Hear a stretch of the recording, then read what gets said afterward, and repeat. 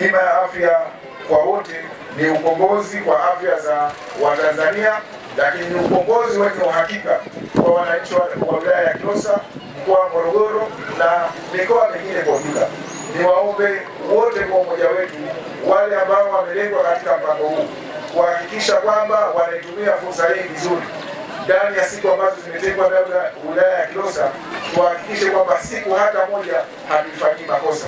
Tunaamini uhakiki na uhamasishaji umefanyika vizuri, na tunaamini maandalizi yamefanyika vizuri ya kuandaa walengwa wetu ili kunufaika na fursa hii. Ni matumaini yangu kwamba hadi zoezi hili linakamilika, basi watu 9437 watakuwa wamefikiwa.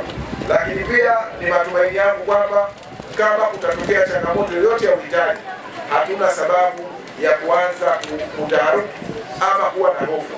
Mipango ya serikali ni kuanza na awamu hii ya kwanza, na tuamini kwamba ziko awamu nyingine ambazo zitakuja kwa mujibu wa matukio ambayo yatakuwa yamejitokeza kwenye awamu hii ya kwanza.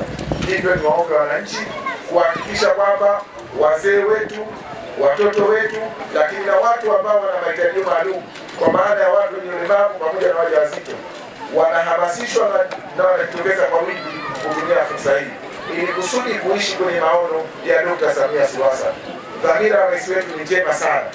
Dhamira ya rais wetu ni kuwakomboa Watanzania, kuhakikisha kwamba afya zao zinalindwa, lakini kuhakikisha kwamba wanapatiwa huduma zilizo bora na huduma zenye ufanisi ndani yake. Kama ilivyoelezwa awali, Kilosa tuna walengwa wengi sana.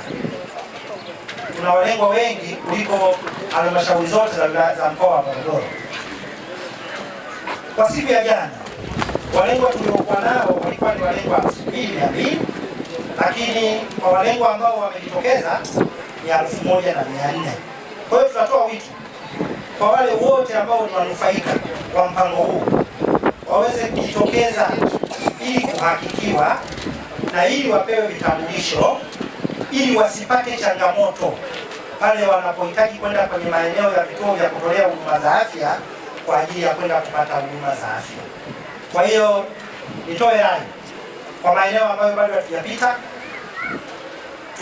tunasisitiza watu wajitokeze kwa wingi ili waweze kunufaika na hili zoezi, na mwisho wa siku liwasaidie pale watakapokuwa wamepata changamoto ya kuugua, waende wakapate huduma hii bila changamoto yoyote.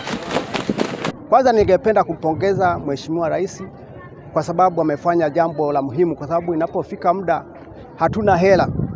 Mimi nimenufaika kwa sababu gani? Nina watoto watatu ambao walizaliwa mapacha wanne, bahati mbaya akatoka mmoja akabaki watatu. Kwa hiyo nikapata bahati kwamba watoto hawa wanasoma na wako darasa la 6.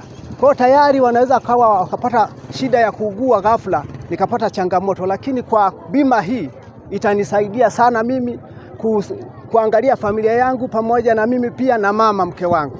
Kwa hiyo namshukuru sana Mheshimiwa Rais. Pia ninapenda kuhamasisha ndugu zangu ambao walikuwa wako katika kampeni hii au wameingizwa katika mradi huu waweze kujitokeza, pia waweze kufanya kampeni hii au waweze kumuunga mkono Mheshimiwa Rais.